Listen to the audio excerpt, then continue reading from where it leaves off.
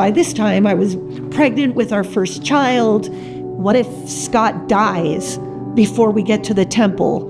Then we're not going to be an eternal family. So that first year of marriage, we really worked hard. Then when we were getting prepared to go to the temple to get married, I heard that in the Salt Lake City temple, they did live sessions, reenactment with live actors.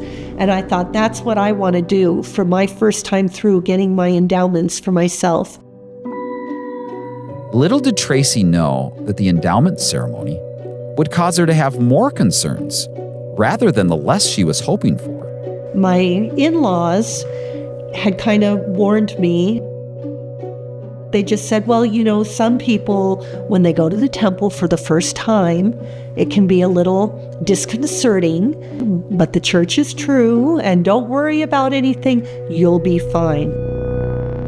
It seemed like the character of Satan was the one always calling the shots. And Adam and Eve were kind of like following Satan's advice. And it's like, I don't quite get this. The first token of their Aaronic priesthood, along with its sign and penalty, we had to make a sign of having our throats slit. I don't see how this is particularly uplifting, but the church is true, and this is an ordinance that Heavenly Father has instructed the prophets, and we've got to participate in this if we're going to make it to the celestial kingdom. So that was my introduction to the endowment.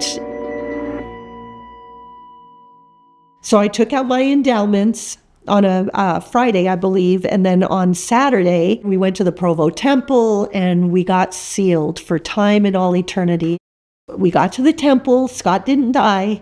I just tried to sort all this out and reconcile it, and I couldn't really see how this was a spiritual experience, but I knew that it was important to my eternal destiny.